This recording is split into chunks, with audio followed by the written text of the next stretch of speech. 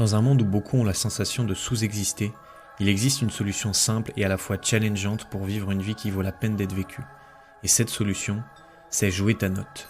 C'est-à-dire te débarrasser des conditionnements qui t'empêchent d'être qui tu as réellement envie d'être et faire ce que tu as réellement envie de faire de ta vie. Quand tu réapprends à jouer ta note, tu détruis automatiquement tout un tas de blocages et reconnectes un niveau de kiff, d'énergie et de pouvoir sur ta vie radicalement différent. Jouer ta note est simple, mais pas facile. Et c'est pour ça que dans ce podcast, je te partage les clés qui permettent à mes clients en coaching et qui te permettront de démarrer ce chemin.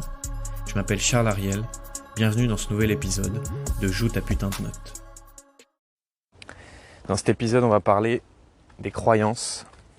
Je me suis rendu compte que c'était un sujet que j'évoquais très peu dans le contenu que je partage. Alors que c'est une des principales choses que je fais avec les clients que j'accompagne, c'est transformer leur système de croyances. Pourquoi ? Parce que quand tu transformes ton système de croyances, tu transformes ta vie. Les résultats que tu expérimentes dans ta vie sont déterminés par ce que tu crois. Et on va y revenir dans ce podcast. Mais à la base de la pyramide, tes résultats, en termes de couple, en termes de finances, en termes de santé, en termes de relations avec les gens, sont déterminés par ton système de croyances. Et c'est un sujet qui me tient tellement à cœur parce que moi, comprendre comment fonctionne une croyance et un système de croyances, ça a tellement révolutionné ma vie et mes résultats il y a quelques années. Et ça a un impact encore énorme chez moi aujourd'hui puisque j'ai beau être coach, je suis pas Dieu, j'ai toujours des croyances qui à un moment donné me limitent et régulièrement je me rends compte de choses. Ah ouais, mais en fait... j'ai telle croyance, ça me fait voir la vie de telle manière, du coup c'est normal que j'ai pas les résultats que je veux dans ma vie. C'est un sujet qui me passionne tellement, d'ailleurs c'était la première conférence que j'ai donnée, c'était sur ce thème-là, sur les croyances, et j'avais tellement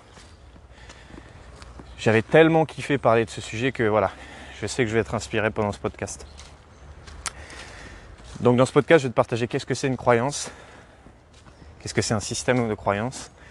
Je me fais vieux, tu vois que je suis en forêt, je viens de monter une côte et ça y est, je suis essoufflé. Qu'est-ce que c'est une croyance et en quoi ça va déterminer les résultats que tu vas expérimenter ? Une croyance, qu'est-ce que c'est ? C'est une certitude personnelle érigée en vérité absolue. Une certitude personnelle érigée en une vérité absolue.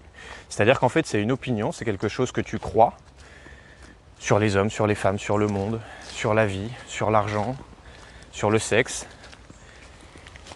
Et c'est tellement ancré en toi que c'est devenu la vérité et que tu ne le remets plus en question. C'est un peu, si tu veux, pour te donner une image, c'est comme l'eau du bocal pour un poisson qui est dans un aquarium. Le poisson, il est dans son aquarium, son bocal là, il vogue dans l'eau. Mais il ne se rend même plus compte qu'il y a de l'eau, puisque de toute façon c'est son élément, donc il n'est pas conscient de l'eau autour de lui, c'est son élément. Donc une croyance, c'est ça. Une croyance, finalement, c'est une histoire que tu te racontes. Ça n'est pas la réalité, c'est une histoire que tu te racontes sur la réalité. Je vais te donner des exemples. Tu peux avoir des croyances sur les femmes et te dire, avoir la croyance que les femmes sont toutes manipulatrices. Ou au contraire, une croyance que j'ai déjà eue d'ailleurs, les femmes sont toutes des anges et sont incapables de faire du mal. Tu peux avoir une croyance sur le monde, le monde est horrible, ou l'être humain est horrible, ou l'être humain est ultra bienveillant, ou l'être humain est bienveillant et horrible, ou l'argent c'est mal, ou l'argent ça pourrit les gens, ou l'argent c'est super et ça permet d'avoir de la liberté. Bref, il ne s'agit pas de dire qu'il y a des croyances mieux que d'autres, tu as juste des croyances qui vont t'amener à des résultats différents. Et si tu penses que l'argent ça pourrit les gens, tu ne vas pas avoir les mêmes résultats dans ta vie que si tu penses que l'argent c'est génial et que ça peut t'amener plein de liberté. Il n'y a pas de jugement à ça, c'est juste que tu vas expérimenter des résultats différents. On est dans une société occidentale où on est conditionné à traiter les symptômes. C'est-à-dire que dès qu'on a une souffrance, un mal-être, une douleur, on va aller voir un médecin, on va aller voir quelqu'un d'autre et 95% du temps, cette personne va nous aider à traiter les symptômes. C'est-à-dire les messages de notre corps, le mal de tête, le mal de ventre, la tendinite à l'épaule, le ceci, le cela. Sauf que quand on fait ça, on est en train de traiter les symptômes qui sont les conséquences et non pas la cause. Et donc quand tu traites les symptômes, puisque ton corps, ta physiologie réagit directement à ton esprit et donc à ton système de croyance, quand on traite les symptômes, bah oui, ça marche. C'est-à-dire que si tu as mal à la tête et que tu prends une aspirine, eh ben oui, il y a de fortes chances que tu aies plus mal à la tête ou moins mal à la tête. Est-ce que tu auras traité la cause? Non. C'est assez impressionnant comme régulièrement, à la fin d'un coaching, quand j'accompagne quelqu'un, des symptômes physiques disparaissent ou s'atténuent au fur et à mesure du processus de coaching. Récemment, j'ai accompagné une femme qui, alors elle venait pas pour ça, mais en tout cas au début du coaching, elle avait des migraines très fortes et très régulières. Et quand on a fait son bilan de coaching il y a quelques semaines, et je lui ai demandé alors c'est quoi qui est différent pour toi maintenant, c'est quoi les changements que tu as expérimentés. Donc elle me sort plein de changements dans sa vie pro, voilà. Et elle me dit, puis je me suis rendu compte d'un truc, en fait j'ai beaucoup moins de migraines quoi. Ça m'arrive toujours d'en avoir, mais j'ai beaucoup moins de migraines. Et c'est très régulier que y ait des symptômes physiques qui disparaissent après un travail en coaching. Pourquoi ? Parce que quand tu travailles sur le système de croyance, quand tu travailles sur l'esprit, eh bien forcément ça modifie ton corps, ça modifie ta physiologie et certains symptômes diminuent ou disparaissent. Je te donne un autre exemple que j'utilise souvent. J'avais accompagné une femme qui tentait de perdre du poids et ça faisait des années qu'elle faisait des régimes, qu'elle testait des méthodes, du sport, de la nutrition, etc. qui marchaient un temps, mais après automatiquement elle reprenait du poids et elle en avait marre et elle voulait que ce soit durable. Et en fait, en travaillant sur son système de croyance, aujourd'hui elle a perdu 20 kilos qu'elle n'a toujours pas repris, cette personne. On n'a pas travaillé sur quel exercice de sport elle devait faire, c'est pas mon boulot. On n'a pas travaillé sur qu'est-ce qu'elle devait manger ou pas manger. On n'a pas travaillé sur des choses physiques et sur ses symptômes, qui étaient je grossis, j'augmente ma masse graisseuse, etc. On a travaillé sur le système de croyance, et en travaillant sur le système de croyance, ça a débloqué des choses dans son esprit qui ont permis que derrière, physiologiquement, ça suive.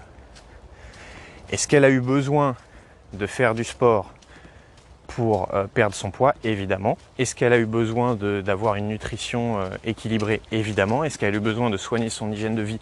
Évidemment. Ça l'a aidé. Mais ce qui a permis de débloquer les choses et ce qui lui a permis de perdre du poids de manière durable, ça a été de débloquer son système de croyance. Et donc régulièrement, sans travailler dessus, en travaillant sur le système de croyance, des choses physiques qui se débloquent chez les gens que j'accompagne. Sauf que on est tellement habitué à traiter les symptômes et qu'on croit que il faut juste traiter le corps et le physique. C'est comme si tu étais chez toi, tu es dans ton salon, tu es en hiver et puis tu as froid quoi. Tu as froid, tu sais pas pourquoi, tu commences à grelotter. Et là tu te dis j'ai froid, je vais augmenter le chauffage. Tu augmentes le chauffage, tu sens une petite amélioration, mais tu as un peu plus chaud, tu grelottes plus, mais tu as toujours froid, donc tu vas réaugmenter le chauffage.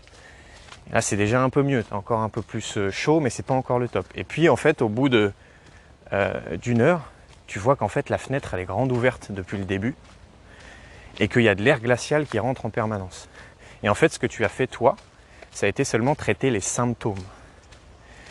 Ça a été, je vais augmenter le chauffage. Est-ce que ça marche? Oui. Tu as eu moins froid, la température dans ta pièce a élevé. Est-ce que tu as traité la cause? Non. La cause, c'est que la fenêtre, tout simplement, elle était ouverte et qu'en allant refermer la fenêtre, là, tu as réglé le problème.